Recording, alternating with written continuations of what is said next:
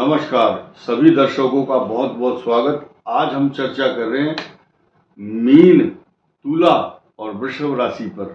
ये जो सोने का पाया है जहां लिखा हुआ है, ये विषय है आज का, ये सब्जेक्ट है वृषभ, तुला और मीन, जिनको सर्किल के बीच में रखा गया। ये तीन राशियों पर चर्चा होगी। ये वीडियो बनाने की आवश्यकता क्यों पड़ी? क्योंकि अधिकांश लोग भारत में रह रहे हैं या विदेश में। अधिकांश लोगों को अभी तक ये कंफ्यूजन बना हुआ है कि हमारी राशि पर कौन सा पाया चल रहा है। ये वृषभ के लिए सोने का, मीन के लिए गोल्ड का, तुला के लिए सोने का पाया। एक चीज आपको यहाँ उल्लेख करना चाहूंगा, मेंशन करूंगा कि लोग सोने के पाए को बहुत अच्छा मानते हैं कि सोना बहुत महंगा हो रहा है आजकल। वास्तव में ज्योतिष शास्त्र की दृष्टि से चांदी का पाया शुभ माना गया है ज्योतिष में।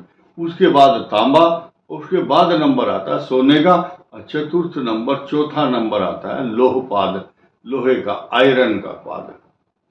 लोहपाद कष्टकारक होता है।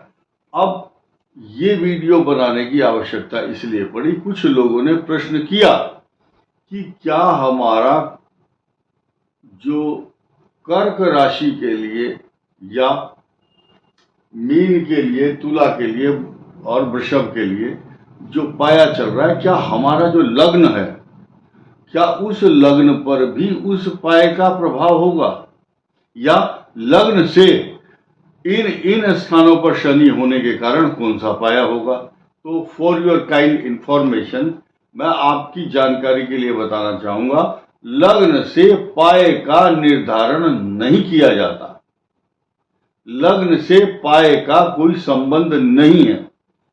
सिर्फ लग्न से ट्रांजिट मोशन में होने वाले मंगल, राहु, बृहस्पति, सूर्य आदि का जो विचार है वो किया जाता है। और कब किया जाता है? जैसे कि आपकी कुंडली में जन्म के समय किसी भी स्थान पर यहां पाप ग्रह बैठा हुआ है, उस पाप ग्रह के ऊपर से जब जब ट्रांजिट में सूर्य, शनि, मंगल, राहु, केतु इनका ट्रांजिट होगा तो वेद कहलाएगा। क्या, कौन सा वेद है वो?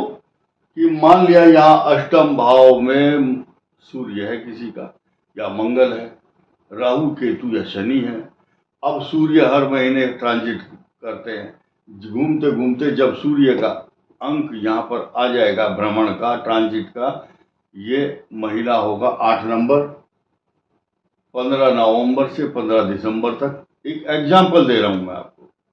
तो सूर्य यहाँ आएंगे और किसकी दशा चल रही है, किस भाव के स्वामी की, ये सब कॉम्बिनेशन करने के बाद पता चलेगा कि आपकी नेत्र में पीड़ा होगी, आंखों में कष्ट होगा, प्रोस्टेट प्रॉब्लम होगी, सर्जरी होगी, या आपको का मन व्यथित होगा। और वेद ये बताता है, मान लिया आप दीपावली पर पटाखा छुड़ा रहे हैं, पटाखे, क्रैकर्स, तो ऐसी स्थिति में आदमी सावधान हो सकता है कि मेरा सूर्य खराब है फला फला टाइम पर, तो मुझे अग्नि से बचना चाहिए। कुछ लोग 12वें स्थान पर कोई पाप ग्रह है तो गाड़ी ना चलाएं, संभल कर चलाएं, चोट लग सकती है, लाइक दैट। अब आइए, इन राशियों पर सोने का पाया क्यों है और ये निर्धारित कौन करता है कि सोना यहाँ पर आ गया, चांदी का पाया या लोहे का, ये मैं आपको बताऊंगा। फिलहाल ये बात समझना इसलिए जरूरी है, कुछ लोगों के एक तरह से एक गिरोह चलता है। कुछ लोगों ने ज्ञान नहीं है, a little knowledge is always dangerous thing. कम ज्ञान, कम पढ़ा लिखा व्यक्ति बहुत घातक होता है। कम पढ़ा लिखा डॉक्टर मरीज को मारेगा। कम पढ़ा लिखा, कम नंबर पास करके, कम नंबरों से पास किया हुआ इंजीनियर जो पुल बनाएगा, वो पुल अगले हफ्ते गिर जाएगा। आप रोज देख रहे होंगे, बिहार, बंगाल, कलकत्ता, उड़ीसा, उत्तराखंड, हिमाचल, जहां भी है, बोले ये पुल तो अभी कुछ दिन पहले बना था, गिर गया। तो कम ज्ञान रखने वाले 150 वर्ष हो चुके, बहुत सारे पुल हैं जो अंग्रेजों के जमाने में बने होंगे, आज तक उनको कोई नुकसान नहीं, वो चल रहे हैं। मैं दिखा सकता हूं।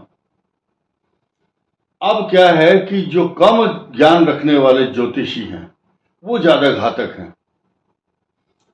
अब से 30-40 साल पहले हमने एक अखबार पढ़ा, महाराष्ट्र से आते हुए रास्ते में रेल में, तो लिखा हुआ अखबार में एक एडिटोरियल, कभी कभी किसी ज्योतिषी की भविष्यवाणी किसी के घर का विनाश का कारण बन जाती है।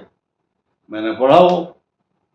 और यानी कि अगर विश्वास करके कोई आदमी आपकी गाड़ी में बैठा है और ड्राइवर गाड़ी चला रहा है, तो ड्राइवर के हाथ में आपकी जिंदगी है।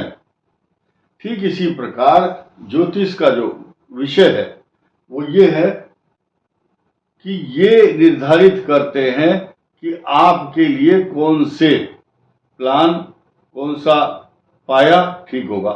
पाए का निर्धारण करने का एक तरीका क्या है, कौन निर्धारित करता है? क्या ब्रह्मा जी से ऑर्डर आएगा या किसी अदालत से, या हम तय करते हैं? नहीं, इसको समझना जरूरी है। देखिए, जिस दिन 29 मार्च को रात को शनि का यहाँ ट्रांजिट हुआ, वो नक्षत्र था पूर्वा भाद्रपद चतुर्थ चरण, यानी कि नक्षत्र है मीन का।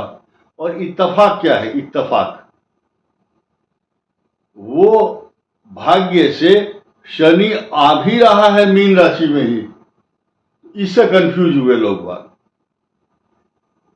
यानी कि अगर शनि इस राशि में, इसमें या अन्य किसी राशि में प्रवेश करते और नक्षत्र उस दिन पूर्वा भाद्रपद है, तो भी आकलन और गणित इसी से लगाया जाता है, उस नक्षत्र से, पूर्वा भाद्रपद से।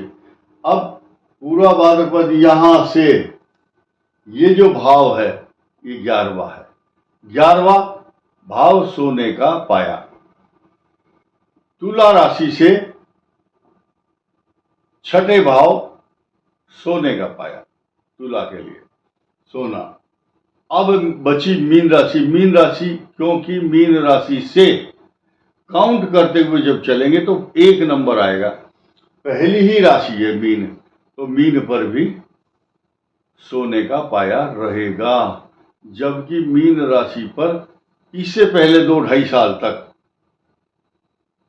शनि की 7.5 का प्रथम चरण तो था, परंतु पाया चांदी का था। ये काउंटिंग इस हिसाब से की जाती है। अब आइए,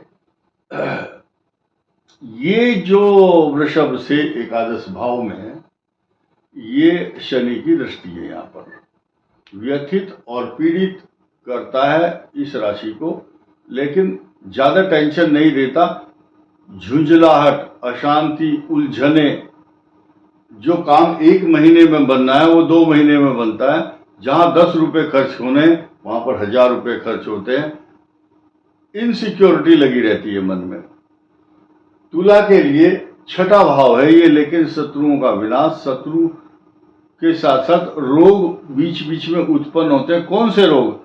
हड्डी के रोग, अर्थराइटिस, जॉइंडिस, पेट के रोग, बाकी सारे ऐसे रोग ये निर्धारित करेंगे कि आपकी कुंडली में किन किन रोगों की अधिकता उत्पन्न करने वाले ग्रह हैं। चंद्रमा है, एंजाइटी पैदा करता है, पेट के रोग, नेगेटिव थॉट्स। मंगल है तो सर्जरी कराता है। राहु है तो जॉइंट पेन के साथ साथ ऐसा रोग देता है जिसका डायग्नोज ही नहीं होता।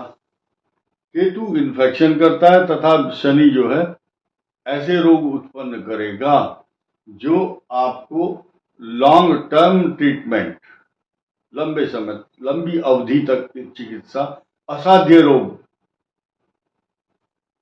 क्रॉनिक डिजीज, ये चंद्रमा से निर्धारित किया जाता है पाया। और सोने का पाया 3 जून 2027 तक रहेगा। ये लिखा हुआ, ये डेट आप नोट कर सकते हैं। ये तीनों राशियां प्रभावित होंगी, लेकिन डरने की आवश्यकता इसलिए नहीं है कि आपका बिगाड़ कोई नहीं सकता। आपकी माथे पर जो किस्मत है उसको छीन करके कोई आपकी किस्मत को बदल नहीं सकता। इसके अलावा कई बार जब तांबे का पाया आता है, किस्मत खराब होती है थोड़े समय के लिए, लेकिन या समय खराब आता है, उसके बाद वो जो समय है उसका भी समय खराब आ जाता है। यानी कि आप लोगों के लिए ये बृहस्पति कम से कम एक आपके लिए ट्रीटमेंट बनकर आ रहा है। वृषभ के लिए धन भाव में, और मिथुन के लिए भाग्य स्थान में, और तुला के मीन के लिए केंद्र में। तुला के लिए शुभ है। तो कई बार एक ग्रह पर आधारित सारे प्रिडिक्शन हम नहीं कर सकते, और ग्रहों का कॉम्बिनेशन भी आवश्यक होता है। इस वीडियो में इतना ही। धन्यवाद। नमस्कार।